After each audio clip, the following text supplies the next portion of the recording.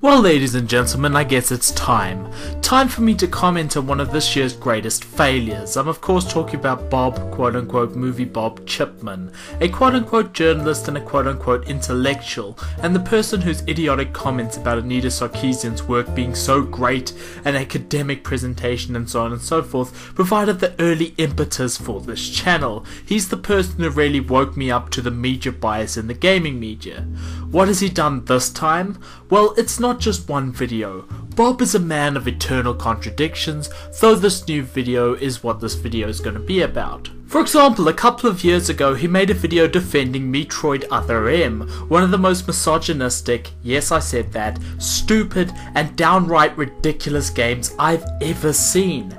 And then a couple of years later, of course, he comes out as a social justice warrior, standing up for women's rights, and was a huge part of the media support for Anita Sarkeesian, at least initially. In the words of a wise man on one of Bob's videos, and this guy's known only by his YouTube handle Holden McGroin, whenever I feel down, depressed, and even suicidal, I always think, at least I'm not such a worthless failure as movie Bob. Now, seeing as Bob fancies himself as an intellectual preaching down to the unwashed masses from on high, let us get to his great and shocking conclusion of this video, and folks, brace yourselves for this. Artistic appraisal is all opinion and perspective, and those are inexorably subject to mood, health, all sorts of factors. Wait a minute. Criticism of art is not objective? Slow down, Einstein. I don't think my brain can handle such brilliance. You see, art is by definition subjective.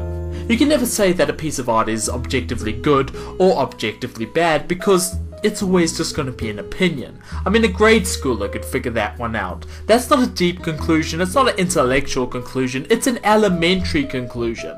The problem comes where Bob is trying to sneak another argument in through this childish playground argument, namely that objectivity and normal do not exist in and of themselves. And the largest problem is that he's completely strawmanning the definitions of both of those things. So let's dig into this, because his reasoning for why those things don't exist in a completely fictional context that nobody is defining those things as, the reasoning for why those don't exist is a big, long, convoluted process involving racism and every logical fallacy you can think of. So let's dig in, shall we? All that changed with the arrival of the Industrial Revolution and the emergence of a sustainable middle class, i.e. people who had some money to spend on art as leisure entertainment, but not all of the money. This gave rise to a new breed of journalistic criticism centered on the popular arts, i.e. theater, music, and eventually film. Criticism that was less about philosophy or theory and closer to, well, reportage, consumer reporting for the arts, basically. It was still all opinion, granted, but it was opinion pitched as broadly as possible, often boiled down to a simplistic, is this worth your money, and attempting to imagine a hypothetical average audience and gauge for them what their opinion was likely to be. And for a time, that was mainstream criticism, mainstream film criticism in particular, where it became so entrenched and overriding that the idea of a return to theory, the idea of going beyond nuts and bolts consumer reporting to movies in the early 60s, starting with the Cahiers du Cinéma cats, was considered revolutionary. Revolutionary enough to engender a backlash, in fact, that continues to this day, holding that the only true film criticism is conducted by those affecting a monk-like abstention from any influence other than the 90 or so minutes spent watching the movie, and that bringing anything else into the discussion, like related real-life issues, politics, influence on the audience, noteworthy behaviors or opinions of the filmmakers, or even simply viewing the work through the lens of a school like feminist theory or critical race theory, was at best wrong-headed and at worst a corruption of supposedly pure critique. Firstly, Cahiers du Cinéma was founded in 1951, and one of the most influential articles from the magazine was written in 1954, and then the French New Wave started anywhere between 50 and 58, so not the early 60s. You lose against Wikipedia on fact 1, and that's pretty embarrassing. Secondly, he doesn't really prove that this backlash exists, let alone providing a good representation of their arguments. That's the problem. He doesn't give us a single example of an actual academic critic or someone who has criticized this wave of criticism for not being objective enough. That is nowhere to be found in the video. Anyway, let's proceed. But it also gave rise to one of the great pernicious false paradigms of modern culture, that it's possible to discern a model of the singular average ordinary person who represented a baseline societal starting point of normal. Obviously that doesn't work, but it gets more ridiculous when you consider that the people deciding what normal was weren't exactly behavioral statisticians. They were, well, the critical and journalistic establishment. Do I have to draw you a picture? Yeah, mostly older hetero white dudes who, like most people who spend most of their time in the company of people just like them who share their perspectives and most of their opinions, viewed the hypothetical normal in terms of themselves. This is the great shark jump in the video. There are literally dozens of nitpicks I could come up with for this segment, but let's go for my top 2, shall we? Number 1, and this is something I personally despise. Weasel words. He says most 4 times in the space of a few seconds. Simply saying most doesn't allow you to make broad generalizations. I'm very, very sorry. And number 2, racism. Yes, racism. This is what undercuts the entire argument here. Here's the problem. He's assuming that everyone who was/is criticizing games and movies etc. in this particular style were/are firstly white, and secondly that all white dudes and everyone like that seem to share the same ideas and opinions and beliefs by virtue of their race. Because white straight people all have the same ideas, white straight people have the exact same culture. There is no difference in culture between different white people. All of us view the world the same. Now if that is starting to sound familiar, it's because it's the exact same type of logic that all fascists, racists, white supremacists, the Klan, every single group you want to name who are into race hate and racial division use. And no, broad generalizations about a group are not suddenly justified when the group happens to be the majority or the man, instead of, black women or Jews or any other group that is quote-unquote protected or minority. You see, hate is hate. Fallacious racial profiling is still fallacious racial profiling. It's all based in generalizations and collectivizations which are inherently false. All I'm saying is that for someone who's such a social justice advocate, he certainly doesn't have any compunction using this kind of racial, disgusting logic when it's in the favor of anyone who is not white. All of this is completely meaningless, of course, because the consideration of who you are writing for is only one aspect to a journalistic type review. The person who you're writing for actually changes with context, and so does the review style. For example, if you're writing for a journalistic establishment, you have to be credible. In order to be credible, you have to have 2 primary qualities to your work. You have to be accurate, and you have to not present a biased picture or make an argument in your review. It just has to be your opinion.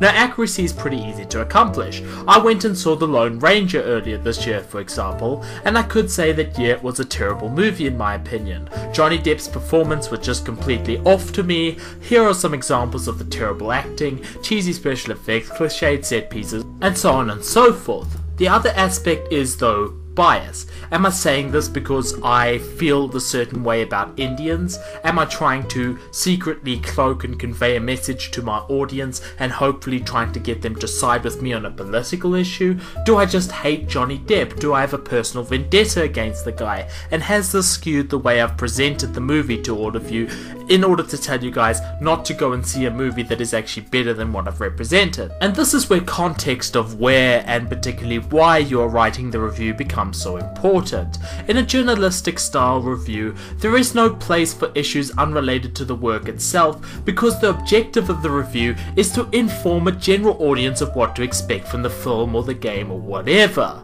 That is its purpose. Its purpose is not to present an argument about sexism or racism or anything else. If you want to write reviews with a particular slant to them, then might I suggest making your own website or making a blog. I hear Tumblr's really great for that sort of thing, or perhaps starting your own internet review show. I hear that field is really underpopulated. The other thing, of course, that I want to get to is that a lot of Bob's video is also a huge straw man of what criticism is at the moment as a whole. He pretends like people have never heard of critics giving an opinion that references things based outside of the work, and that this is highly unpopular for some reason. Red Letter Media?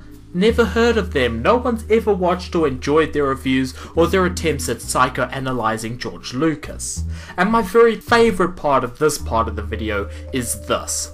There are so many genres and subgenres, so many types of stories to tell, so many techniques to use, so many types of movies, so many styles of game. Why should there not also be as near infinite a manner of ways to critique them? Last time I checked, there are. I mean, seriously, there are thousands and thousands of game reviewers out there on YouTube, all reviewing in a number of different styles. You have the angry reviewers, which there are plenty enough of, you've got insightful reviewers, you've got investigative reviewers, and you also have reviewer reviewers, who there are a couple of. I mean, I don't know what planet he's talking about where these people don't exist or just aren't taken seriously and don't have any sort of following, but it's not a planet that I'm familiar with. There just seems to be absolutely nothing to complain about in this video. No one is insisting that an IGN review of a game that gives it like 9 out of 10 is inferior to another review that goes in depth in the game. No one's arguing that, and it all depends on what purpose you want the review for. If you want to look deeper into the game, then you go for the other one. If you want the surface skim version, you go to IGN. Now, before we get into the next section,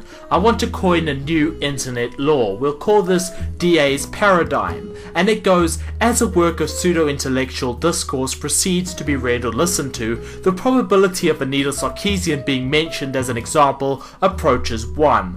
In this case, Bob tries to write her off as a critic, just voicing her opinion, which is a category that she doesn't fall into. She's presenting an argument, she's not presenting a review. There's a huge difference between an opinion and an argument.